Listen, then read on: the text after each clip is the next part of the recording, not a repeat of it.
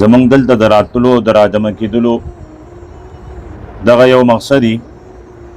چې موږ د دین څخه خبرې واورو، د دین څخه خبرې زده کو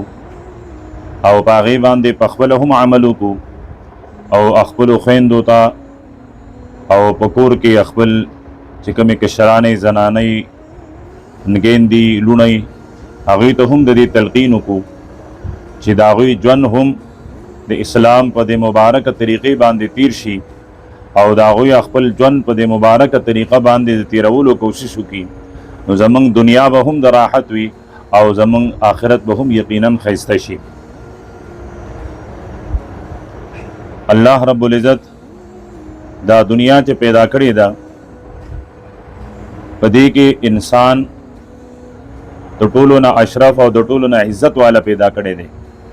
او بیا یې نارینه او زنانه دا دواړه د یو بل ضرورت ګرځولي دي چې نارینه ته د زنانه او زنانه ته د نارینه ضرورت دی او د دوی ترمنځ انسان الله پاک دته یو ډیر ښکلی او د پردې او د حیا ژوند نصیب کړی دی. د نارینه او د زنانه رشته دا الله پاک یو مقدس رشته ګرځولې ده، کله دا د مور او پلار رشته، کله دا د رور او د خور رشته، کله د پلار او د لور رشته او کله د ښځې او د خاوند رشته. نو هرې رشتې ته چې وکتلی شي نو دغه رشته بابرکته هم ده او دغه رشته مقدسه هم ده. الله دې کی چې هر نارینه او هر زنانه د دې رشتې حق ادا کړي او د دې احترام وکړي او په کم نظر چې د اسلام په نظر باندې قتل پکار دی نو نارینه او زنانه د مقام ته د رشتې ته په هغه نظر باندې وګوري او د چا چې څنګه حق ادا کېدل پکار دی نو پکار ده چې هر نارینه او زنانه دغسې دغه رشتې حق ادا کړي.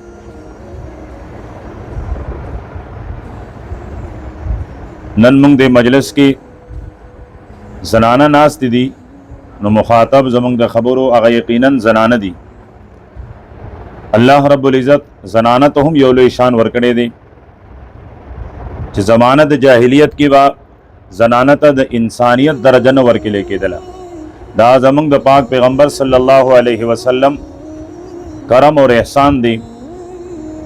چې زموږ زنانو ته صرف د انسانیت نه بلکې په انسانیت کې یو لوی مقام میلاو دی. د دې امت بلکې د کائنات په زنانو کې د ټولو نه مقدسې بابرکت او د معظمت او د شان والا زنانه هغه د پاک پیغمبر صلی الله علیه وسلم بیبیانې او بیا د هغه لوڼه مبارکې دي. دا په ټول کائنات کې د ټولو نه بهترې افضل زنانه دي. کوم آیتونه چې تلاوت کړی شو قرآن پاک د پیغمبر علیه الصلاۃ والسلام په ژبه او د هغه په واسطې سره د هغه زنانو ته خطاب کوي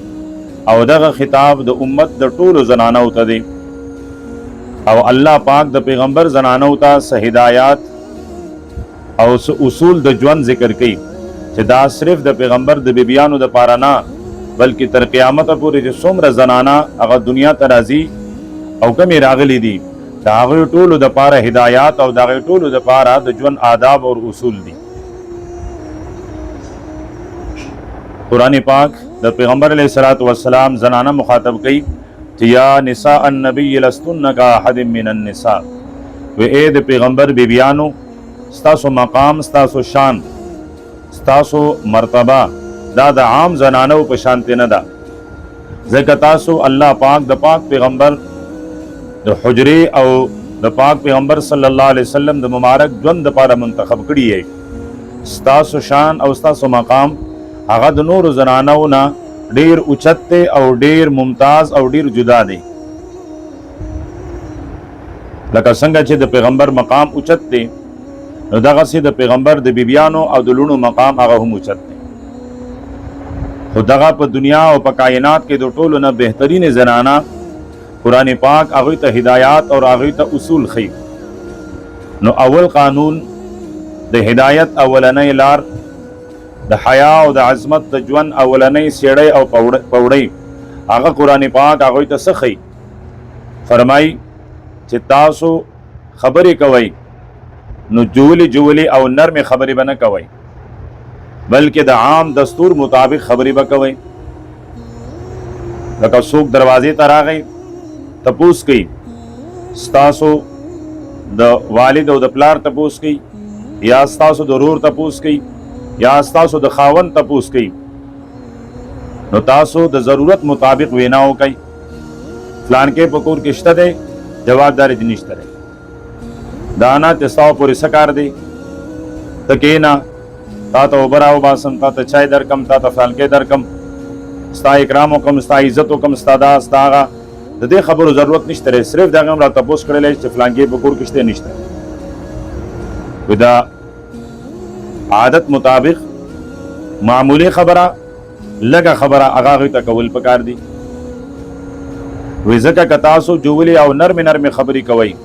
نو په مدینه کې منافقانو مو او د هغه منافقانو نسلونه هغه تر قیامته پورې روان دی او چلیږي به.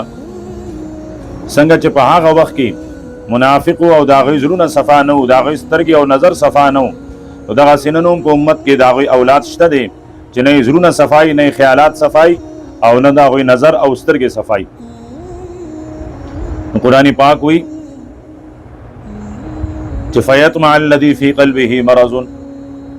وی که تاسو نرمې نرمې او جولې جولې خبرې کوئ نو بیا به د داسې منافقو په زړونو کې، د داسې بدباطنه خلقو په زړونو کې د بې حیایي تمه پیدا شي.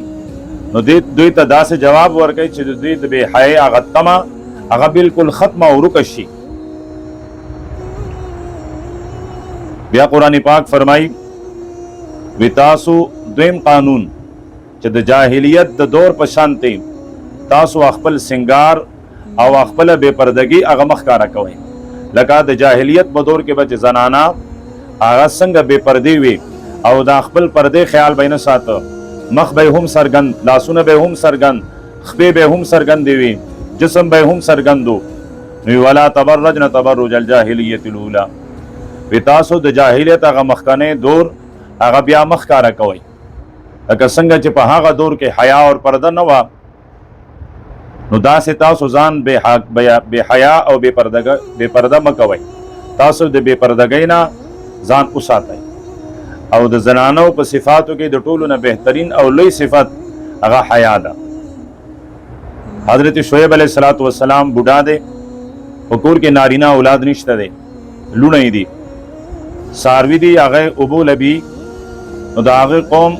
په یو کوی باندې خپل څاروي اوبه کوي، خو د هغوی نارینه شته دی، نو نارینه څاروي بوځي، هغه اوبه کوي، هغوی ته اوبه ورکوي، واپس راشي. بیا د هغه اوبو د پاسه یو غټه ګټه کیدي چې د دې نه نور څوک اوبه هم نڅکي او دې ته څوک څاروی څو حیوان څه شي هغه ونرغړي. نو حضرت شعیب علیه السلام دوه لوڼه هغه په طرف باندې ولاړې دي چې دا ټول خلق خپلو څاروو ته اوبه وڅکوي، نو بیا به دوی خپل څاروي اوبه کوي. په دې کې موسی علیه السلام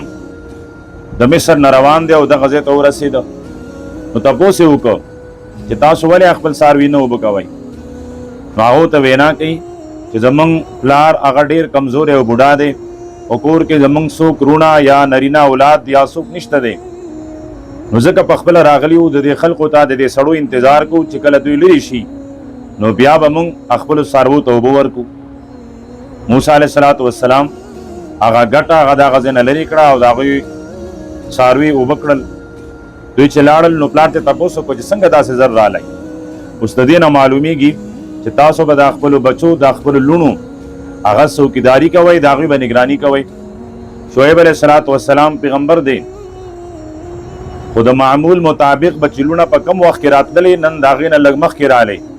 نو یو دم یې تپوس وکړو چې تاسو به نور کله په کم وخت راتلی، نن د هغې نه مخکې څنګه رالی؟ نو زمونږ بچي هلکان جینکۍ سکول ته ځي، مدرسې ته ځي، کالج ته ځي، یونیورسټۍ ته ځي، کم وخت د هغې د تللو دی، د هغه وخت نه مخکې ځي، نو موږ تپوس وکړو چې ولې ځئ؟ د هغه وخت نه ناوخته راشي، نو موږ تپوس وکړو چې ولې ناوخته رالی؟ د دې نه علاوه بل وخت دی د کور نه وځي، نو د چا کور ته ځي او ولې ځي، څنګه ځي، د دې معلومات دا د مور او پلار ذمواري ده. نو حضرت شعیب علیه السلام د خپل لوڼو نه تپوس کوي چې څنګه داسې د وخت رالی؟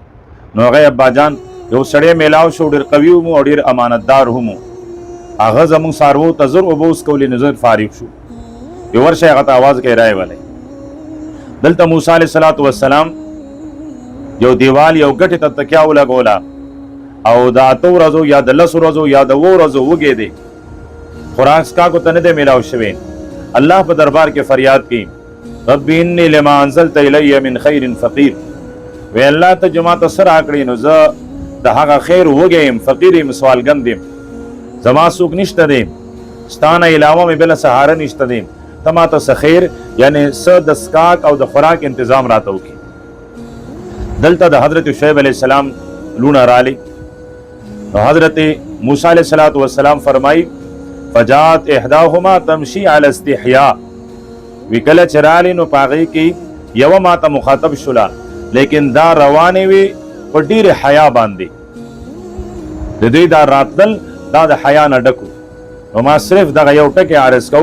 چې د زنانه خایس او زینت هغه حیا ده دلته موسی علیہ الصلوۃ والسلام د شعیب علیہ الصلوۃ والسلام د لونو د حیا تعریف کړي بلکې زبداویم چې الله پاک د حضرت شعیب علیہ الصلوۃ والسلام د لونو د حیا تعریف کوي ځکه قرآن پاک خو الله را لېږلی دی د الله کلام دی د الله خبرې دي نو الله پاک د دغه بچیانو د دغه لونو حیا ذکر کوي چې هغه څومره حیادارې وي او څومره په حیا باندې را روانې وي نو قرآن پاک وی ولا تبرجن تبرج الجاهلیه وی تاسو د جاهلیت رسم و رواج چې هغه بے حیايي او بے پردګي وا هغه ما عام کوي او ما رایج کوي زمونږ ډېر ښه زنانه د هغوی په زړونو کې به دا راځي چې دا څنګه ژوند دی چې اسلام موږ پابند کړي یو نو د دنیا دستور دا دی چې کوم شی څومره قیمتي دومره هغه پټ ساتلی کېږي د چا سره چې پیسې څومره ډېري نو دغه هم راغوي د هغه مال دپاره پټ ځای جوړ کړی لاکرې تاسې پټې جوړې کړي چې چاته پته نه ځکه د هغوی په نظر کې دا مال قیمتي دی نو ځکه یې پټ ساتي دغه رنګې تاسو سره سونی نو هغه لږه دا وکړه ډېره خو تاسو یې څنګه پټه ساتئ چې چاته پته ونه لګي ځکه دا سونه قیمتي ده نو بیا انسان او په انسان کې زنانه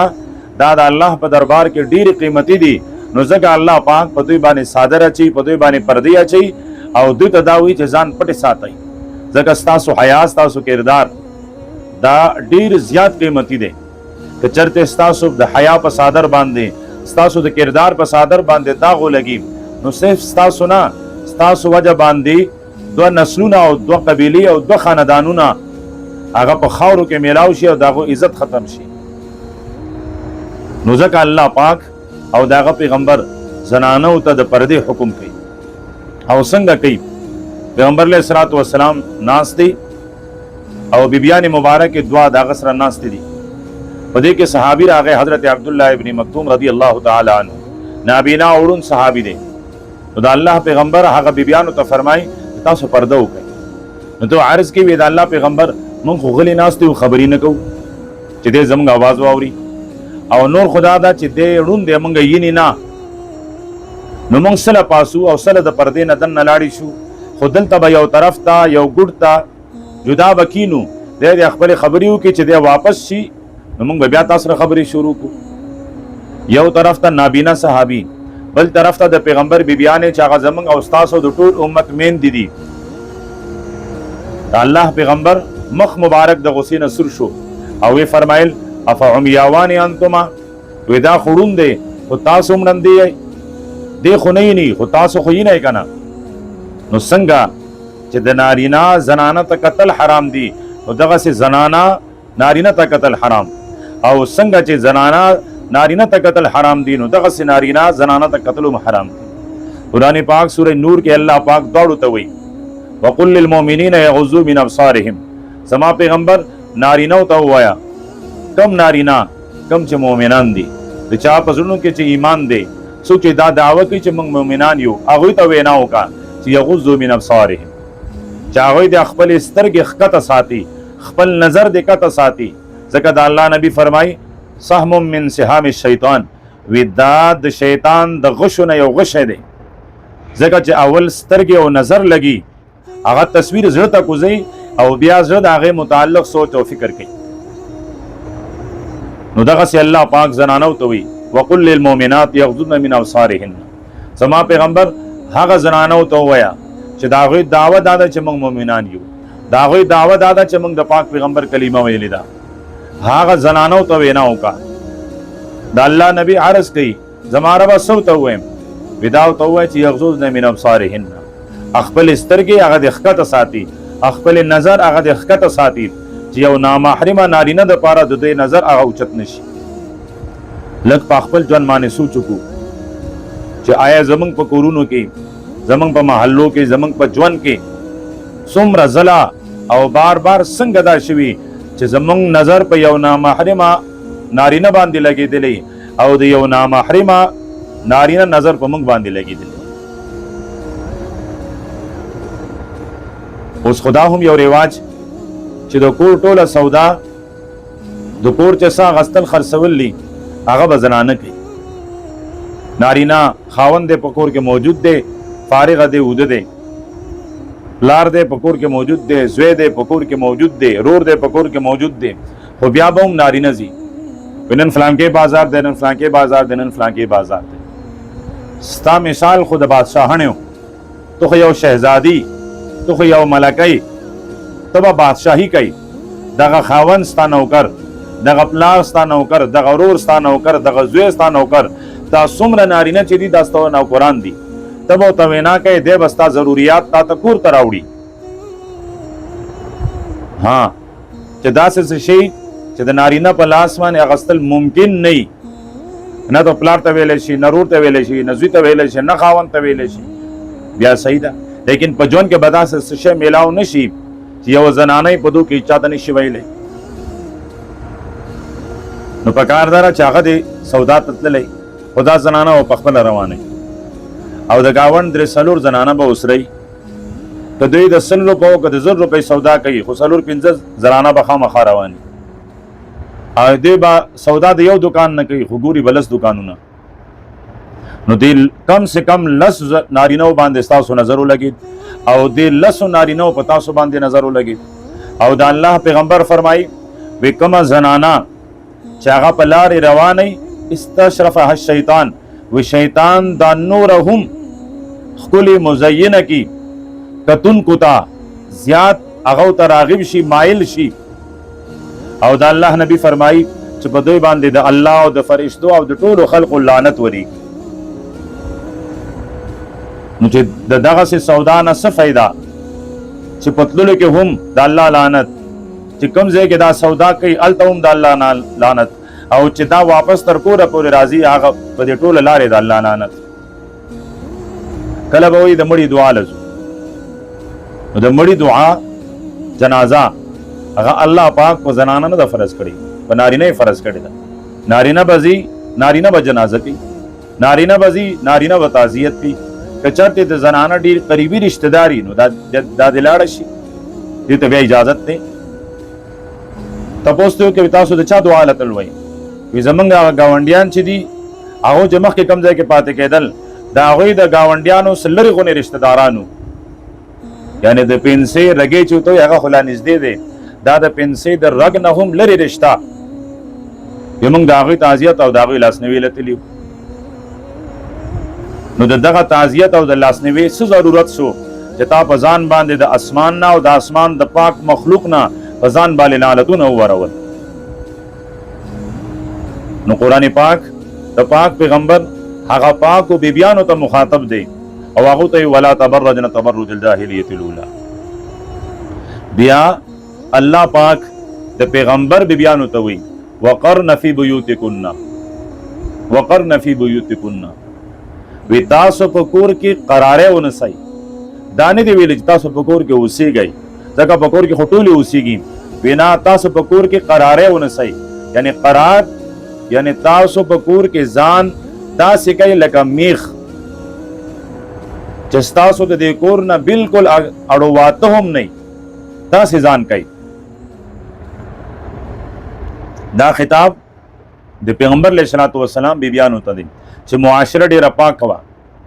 او چار چاپېره د پیغمبر علیه الصلاۃ والسلام روحاني اولاد او صحابه کرامو چې په هغې کې داسې خلق تیر شوي دي چې څو میاشتې به یې اسمان ته ونه کتل، چې تلل نو نظر به یې بلکل دغسې ځمکې ته ټیټ و، میاشتې به تېرې شوې خو د ده نظر به چېرته اسمان ته اوچت نه شو. داسې حیادار خلق چې په هغې کې حضرت عثمان چې روان په فرش او په ځمکه باندې دی خو فرشتې په اسمانونو باندې د هغه نه حیا کوي. داسې پاک انسانانو خو بیا هم الله د صحابه کرام او زمونږ د ټولو د امت میندو د پاک پیغمبر بیبیانو ته وایي چې وقرن فی بیوتکم، تاسو به قرار ونیسئ، تاسو به ژوند وکئ او دا ژوند به په کوم ځای کې وکئ؟ فی بیوتکن. دا هم عجیبه انداز. دا کور د دې دپاره ځمکه خاوند اخیستی ده، د دې کور دپاره انجینیر خاوند راوستی دی، د دې کور دپاره مزدور مستری ټیکهدار خاوند راوستی دی. په دې کور کې چې سریا سیمنټ بلاک څه شی لګېدلی دی دا خاوند، د دې زیب و زینت دا هر څه خاوند کړي دي. خو قرآن پاک وایي دا د هغو کورونه نه دي، زنانو دا ستاسو کورونه دي، تاسو به په دې کورونو کې دننه اوسېږئ. ځکه د الله نبی فرمایي یو زنانه د کور په صحن کې چې کوم کولاوي دالان چوته وي په هغې کې مونځ کوي، نو د دې په نسبت د هغه زنانه مونځ بهتر دی کوم چې په برآمده کې د چت لاندې مونځ کوي. یوه زنانه په برآمده کې مونځ کوي او د هغې په مقابله کې کومه زنانه چې د کمرې او د کوټې په دننۍ حصه کې په دننه ګوټ کې مونځ کوي، وی د هغې زنانه مونځ د ټولو نه بهتر دی. په مونځ کې هم الله د زنانو د پردې دومره خیال ساتلی. د رکوع او سجده کې د زنانه او د نارینه د رکوع او د سجدې فرق د دې دپاره دی چې پرده هغه قایم پاتې شي، د هغې لحاظ وکړلی شي. زمونږ اکثرې خویندې وي چې موږ د خپلو ضروریاتو دپاره بهر ته ځو یا د چا کره ځو نو موږ خو برقې په سرې کړي، نو برقې خو یي خو برقې څنګه یي؟ په هغې باندې به تیله لګېدلې، په هغې باندې به نقش و نگار شوی، په هغې باندې به غاړې، په هغې باندې به لمنې، په هغې باندې به لستوڼي، په هغې باندې به ګلونه. نو کوم د دې برقې نه دننه چې کوم لباس اغوستی هغه دومره پړقندی نه وي څومره چې د دې دا برقه هغه پړقېږي را پړقېږي. نو دا څه برقه شوله؟ برقه خو د دې دپاره وه چې تا ته څوک متوجه نه شي، تا څوک ونه پېژني. نو تا چې په خپل لباس په خپلې برقې د پاسه دومره غمي او دومره شیزونه وتپل، ټوله دنیا خو دې ځان ته مایله کړله، ټوله دنیا تا ته ګوري، نو بیا د دې برقې حاجت او ضرورت څه پاتې شو؟ صرف د ګرمۍ نه دې ځان ووجئ. نور د برقې چې کوم افادیت او کومه فایده وه او شریعت چې د څه لپاره حکم کړی هغه خو پوره نه شو. بیا قرآن پاک د پیغمبر علیه الصلاة والسلام بیبیانو ته وایي واقمنا الصلاة، چې تاسو به مونځ قایم کوئ. قایم اقامت د مونځ څه ته وایي؟ چې 5 وخته په پابندۍ سره په وخت باندې مونځ وکړلی شي. او دغه رنګې مونځ د هغې دپاره اودس هغه کامل او مکملي، خشوع اور عاجزي مکملی، صفائی او سترائی مکملی، او څومره چې آداب د مونځ د هغې لحاظ وساتلی شي، دې ته د مونځ قایمېدل وایي. نو اول خدا ده چې زمونږ دغه خویندې هغه مونځ ډېر کم کوي.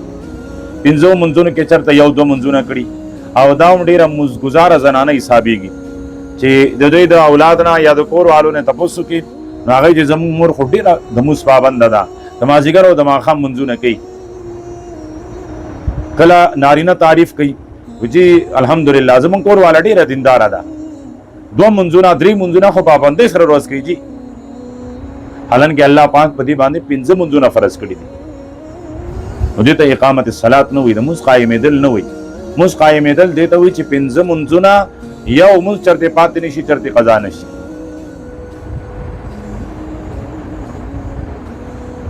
بلکې زنانه په کار خدا را چې هغه هغې نه نفل پاتې نشي. د اشراق مونځ، د چاش مونځ، د اوابینو مونځ، د هر مونځ نه مخکې وروستو نفل سنت دا د دې نه چرته پاتې نشي. دا کوم موږ د هر مونځ نه مخکې وروستو سنت چې کوو، د سار مونځ نه مخکې 2 رکعاته سنت، د ماسپخین مونځ نه مخکې 4 رکعاته سنت او وروسته 2 رکعاته سنت، د ماښام نه وروسته 2 رکعاته، د ماسوتن نه وروسته 2 رکعاته. دا تقریبا ټول چې میلاو کې نو 12 رکعاتونه جوړیږي. د حضرت ام سلمہ رضی الله تعالی عنها روایت ده د پیغمبر علیه الصلاۃ والسلام زوجه محترمه زمونږ د ټول کائنات مور دا فرمای د الله نبی فرمایل وی څوک چې روزانه دا 12 رکعاته د سنت ادا کوي الله پاک به د دې د پاره په جنت کې یو داسې محل جوړ کړي چې هغه به د یو ملغلره نه جوړي او پاغه کې به مینس کې جوړ نه، یعنی دومره غټ ملغلره هغه به تراش کړي او داغې نه به یو کور جوړ کړي او دا به څومره لوی چې د نظر کوي نو د نظر انتها په آخري دیوال باندې به د نظر نه لګي. دومره لوی محل صرف په دې 12 رکعاتو سنتو باندې ملاويږي، نو په دې فرض او بس ملاويږي. دا خود سنت او مقام دی، د فرض او مقام خدای نه ډیر اوچت دی. دا سه الله پاک بل حکم کوي، بل قاعده، بل قانون، بل اصول خي چې واتینا الزکاه، چې زکات به ادا کوي. زکات نفل صدقه هم ور کوي او کم چې په موږ باندې لازمي څوک مالداري داغي دغه رنګ کم زنانو سره زیورات، کالی، سره زر، سپین زر چې هغه نصاب تر رسی نو داغي زکات ادا کول. اکثر زنانه وي موږ سره زیورات خوشته دي، کالی خوشته دي خو زه استعمالوم نه، بیا زنانو د ځان نه مسله جوړه کړله وی چې کم کالی استعمالیږي نه زنانه نه استعمالي په دې زکات نشته. دا د زنانو خپل جوړه کړي مسله ده، ستا په ملکیت کې دي ته استعمالي او کته نه استعمالي خو دې باندې کال تیر شي نو په دې به زکات ادا کوي. لکه مخکې ما د دې نصاب متعلق پورا ارسه خو دلیو. دا رنګ نفلی صدقات زګه چې زنانه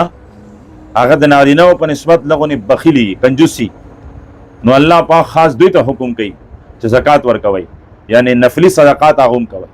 حضرت عائشہ رضی الله تعالی عنها په زرګاو درهم برالل خو په یو ساعت کې به په فقیرانو محتاجانو باندې په کندو باندې په یتیمانو باندې خرچ کړ. په خپل به روزدار وا نو د جماعت د لپاره به صدا سے پاتې نشو چې باغې باندې خپل د جماعت تنظیم کړي، هغه ټول به صدقه خیرات کړ. نو دا د دې ژوند دا زمونږ د لپاره مثال دی. بل قانون الله پاک خي واطعنا الله ورسوله، تاسو به د الله او د الله د رسول تابعداري کوئ. زمونږ ټول ژوند دا د الله په حکم تیر شي، د الله او د الله د رسول اطاعت څه دی، د الله حکم د پیغمبر په طریقه باندې منل، حکم به د الله او طریقه به د پیغمبر علیه الصلاۃ والسلام. الله حکم کړی دی اقیم الصلاۃ قائم کړي، طریقه به کمی کوم چې پیغمبر علیه السلام خود لې دي. قرآن پاک وی آتو زکات، زکات ادا کړي، طریقه به کمی کوم چې د الله نبی خود لې ده. الله پاک فرمایي د رمضان روزه ونسئ، طریقه به کمی کومه طریقه چې د پاک پیغمبر په خپل روزه نیولې دي او صحابه کرامو ته حکم کړی دی. حج ادا کړي څنګه چې د الله نبی حج کړی دی یا د حج وینای کړی ده. دغه سه هر حکم الله پاک حکم کوي، پیغمبر علیه الصلاۃ والسلام داغي طریقه خي. دا سنا چې د الله حکم دی زې په خپل طریقه کوم، تاسو په خپل طریقه کوي، بل په خپل طریقه کوي، دې ته بدین نه ویل کی. دا زما او ستا خواهش کېدلی شي، دین نشي کېدلی. دین هغه دا چې کوم پیغمبر علیه الصلاۃ والسلام خودلې دی او پیغمبر علیه الصلاۃ والسلام په خپل عمل کړی دی، صحابه کرام عمل کړی دی، د الله نبی هغه په عمل باندې ختلی دي، هغه ته دین ویل کی. او په دغه دین باندې الله پاک بیا د مدد وعده کړی دي چې دا سي دین باندې څوک عمل کوي نو الله پاک بیا دا غي مدد کوي. څنګه کوي؟ حضرت عمر رضی الله تعالی عنہ په مدینه منوره کې د زلزلہ رااله، خپل مبارک په زبان باندې را پرې خودله وې ازمه کې ودرېګا توله شنیږي توله خوځيږي توله په زلزلہ کې رااله وی آیا عمر پتا باندې عدل اور انصاف نه کوي؟ نو د دینداري اثر داو چې زمکه په خپل ځای باندې بالکل ودرېدله. دریاب ودرېد، صحابي راغی عرض کې امیر المؤمنین وی موږ همیشه یو زنانه تیار کو او د دریاب ته وغورځو نه دی روان شي او په کال کې یو ځل دا ټیکس دا خراج دا زموږ نه غواړي. نو آیا داسې څوک زنانه تیار کو د دریاب ته وغورځو؟ حضرت عمر ودا سے ولی کوي خط ولیکو دریاب تا وی کته تر اوسه پورې د الله په حکم باندې روان وي نو اوسم روان اوسه او کده د الله د حکم نه علاوه د بل چا په حکم باندې چلیدلی نو موږ ته ضرورت نشته دی ودرېږه څنګه چې خط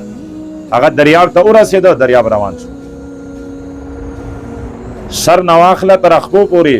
په ټول جسم کې د الله پاک احکامات موجود د پاک پیغمبر سنت طریقې موجود څه شي ته به حکم کو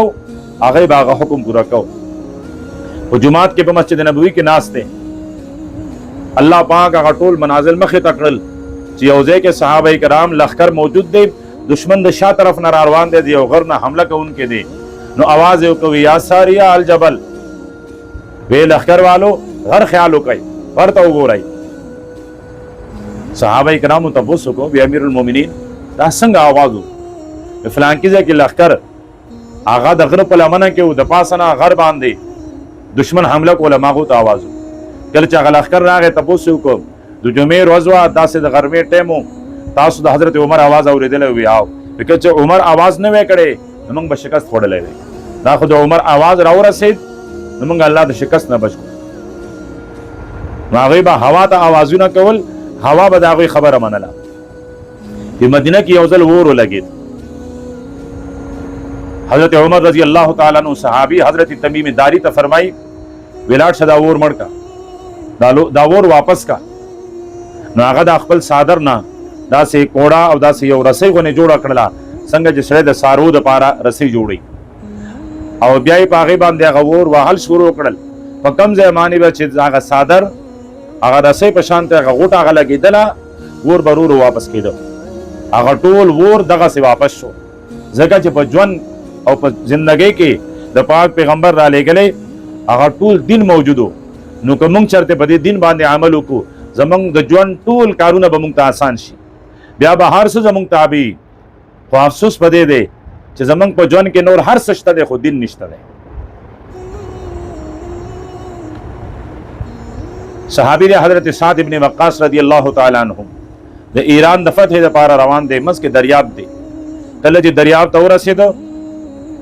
نو خپل د لخر مجاهدینو ته وی پتا سو په دې دریاب باندې خپل سورلۍ خپل اسونه هغه دریاب ته کوز شي او روان شي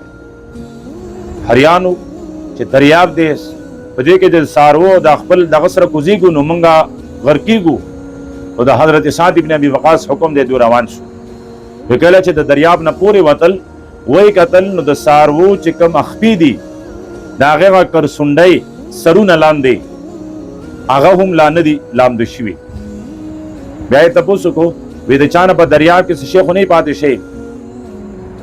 یو کس عرض وکړ حضرت زما د وبوس کول یو پیاله وا هغه پیاله مانه پدې کې ارتا وشله حضرت سعد ابن ابي وقاص رضی الله تعالی عنہ هغه دریاب ته خطاب کوي دریاب ته وینا کوي چې دریاب دا عام مجاهد نه دی دا د پیغمبر علیه الصلاۃ والسلام د لخر مجاهد دی د وبوس کول هغه پیاله اوس مونږ ته واپس کا په بده کې یو چپراله چې دوی وکتل هغه پیاله هغه چپې بار ته غورځوله نو یو په دریاب باندې تلل بیا د اسونو سره تلل یو پیاله ارتاویدل او هغه هم هغه چپې په خپل کنارې تر واستل دا ټول برکات د سشي د دین چې دا غي په ژوند کې دین موجودو او زمون په ژوند کې دین نشته آخري مثال آخري واقع حضرت ابو ریحان رضی الله تعالی عنہ یو صحابي دی خپل کتاب غند یا خپل کپڑے غندلې د دریا په غاړه ناشته نستن ته ارتا وشله د ډېر پریشان شو چې لا کپڑے هغه کتاب خلاما غندلې نه بل استن شته دی نه نو د دریاب ته حکم کو چې د دریاب وبو زما غستن ما ته واپس کړي نو غستن دا سره روانه ولا که څنګه چې څوک لامبوزن وبو کې لامبو وي نو ستن هغه د وبو ویخ تزي هغه د وبو لپاره لامبو نه وي بیا غستن دغه څه د لامبوزن په شان تر روانه د حضرت ابو ریحانه مخ کې ودرېدل نو کوم په خپل ژوند کې دین نافذ کو الله او د الله رسول تابعداري وکوم دا ټول دنیا دا هر څه به زمونږ تابع شي او که چرته زمونږ د ژوند نه دین روان شو، لکه څنګه چې زمونږ د کورونو نه زمونږ د ژوند نه دین هغه وتلی دی، نو بیا به موږ د هر څه نه یریږو، هر شی به موږ حکمران یي، موږ به د هر چا خبره منو، زمونږ خبره به هیڅوک نه مني. نن اولاد نافرمانه، نن زمونږ بچي نافرمانه، نن خپلوان هغوی مخ اړولی دی، هر دا ټول زمونږ د اعمالو نتیجه ده چې موږ خپل اعمال صحیح کو. ځکه قرآن پاک د پیغمبر بیبیانو ته و اطیعنا الله ورسوله چې تاسو به تابعداري کوئ، د چا به کوئ؟ د الله به کوئ او د الله د رسول تابعداري به کوئ. نو نن دا عهد وکړو چې اوسه پورې کم ژوند چې څنګه تیر شو هغه خو تیر شو، لیکن نن نه بعد به زه د الله د یو حکم نافرمانی نه کوم، نن نه بعد به زه د پیغمبر یوه طریقه د سنت نه پرېږدم، بلکې خپل ژوند هغه به د خپل پیغمبر په سنت طریقې باندې تېروم. بیا تاسو د خپل ژوند راحت وګورئ، بیا تاسو د خپل ژوند خوشحالي وګورئ، بیا تاسو د خپل ژوند سکون وګورئ چې څنګه الله پاک تاسو ته موږ ته سکون را نصیب کړي. حضرت رابعه بصریه رضی الله تعالی عنها مشهوره بزرګه تېره شوې ده، وی هغې یو ځل یو کس ولیده چې هغه ریته کړې غوښه خوري، نو دا په ژړا شوه. نو هغه سړي وکتل، د هغه دا خیال شو چېرې دا به چېرته وږي، نو دا د دې دپاره جاړي. نو هغه نږدې شو، سطې ورته کو چې دا څه وکړه چې دا ریته کړې څه شی چې دی دا به تا ته هم څه درکړم، جاړم هم. هغه وی په دې پسې نه جاړم، وږي هم نه یم، خو جاړم په دې وی که دا څاروی دی که دا مارغه دی که څه شی دی، خو تا حلال که بیا دې په اور باندې ریت که اوسې خوري. زه جاړم په دې چې د قیامت په ورځ به موږ ژوندي جهنم ته غورځولی کېږو. دا خو اوس مړ دی، که ته یې ریتی که ته یې سیزي که ته اوس رسه کوي، نو دا خو مړ دی، بې جان دی. خو جاړم په دې چې موږ به جهنم ته په داسې حال کې غورځېلی کېدلی شو چې موږ کې به ژوند موجود وي، موږ ته به احساس کېږي چې موږ ریتېږو، موږ ته به احساس کېږي چې موږ سېزلی کېږو. زمونږ بدن په هغې باندې به پولۍ او دانې راخیږي، په هغې کې به وینې او زوی جمع کېږي، موږ ته به د دې احساس کېږي. او کله چې دا سرمن اوس وځي نو الله پاک به په دې باندې نوې سرمن راولي، هغه به اوس وځي نو بله سرمن، دا سرمنې به هم بار بار د دې لپاره بدلیږي چې سزا او عذاب هغه زیات شي. نو هغه منظر مې مخې ته شو، ځکه مې وجړل. نو موږ ته خو په پوره ژوند کې چرته نه قبر یاد شو، نه موږ ته چرته حشر یاد شو، نه موږ ته د خپل اعمالو میزان او وزن یاد شو، نه موږ ته پل صراط یاد شو، نه موږ ته جنت او جهنم یاد شو، نه موږ ته د الله په دربار کې ودرېدل یاد شو، نه په د الله په دربار کې حساب کتاب ورکول هغه یاد شو. بس موږ ته خدا یاد دي چې پیسې د کم ځای نه راشي، پیسې دې ډېره راشي، پلاټ نشته دی پلاټ دې واغستلی شي، پلاټ شته دی په هغې د کور جوړ کړلی شي، کور دی نو دویم کور دي شي، دوه دی نو درې دي شي. زمونږ سوچ صرف او صرف په دې کې دی. نو دا سوچ بدلول دا موږ راجمع شوي د دې دپاره یو چې د دنیا د سوچ په ځای باندې موږ د آخرت او د دین سوچ وکړو، د خپلو او د خپلو بچو د دیندارۍ فکر وکړو. ځکه زنانه خپل ورور ته، خپل پلار ته، خپل خاوند ته، خپل بچي ته څه شی وینا وکړي، د دنیا څه شی نو هغه نه رد کوي. نو دقه زنانه دی خپل بچي ته، خپل خاوند ته، خپل ورور ته، خپل پلار ته، خپل خاوند ته د دین وینا وکړي، کنه د مونځ وینا دی وکړي، د قرآن پاک تلاوت وینا دی وکړي. په دغه آیاتونو کې وروستو راځي چې تاسو به په خپل کورونو کې د قرآن پاک تلاوت کوئ. واذکرن ما یتلی فی بیوتکن من آیات الله والحکمه. نن زمونږ په کورونو کې ګانې خو غږېږي، بعضې خو اورېدلی کېږي، خو صرف او صرف د قرآن پاک آواز نه اورېدلی کېږي. نو موږ د قرآن پاک آواز دا په خپل کورونو کې عام کړو. او ډېر شه بیماریانې داسې دي چې د هغوی علاج د قرآن پاک آواز دی، د روح د بیماریانو هم او د جسم د بیماریانو. کینسر څومره لوی بیماری ده، د هغه بیماری علاج دا دی چې ته قرآن پاک بار بار اوره په تا باندې به کینسر نه راځي، او که راشي نو ډېر زر به ختمیږي. نو دغسې په خپل کورونو کې د قرآن پاک تلاوت عام کړئ. خپلو بچو ته ووایئ، خپل نارینهو ته ووایئ، لوڼه دي هغوی ته ووایئ، د کور څومره زنانه دي هغه دې په کور کې د قرآن پاک تلاوت عام کړي. الله پاک دې موږ ټول له د عمل توفیق نصیب کړي.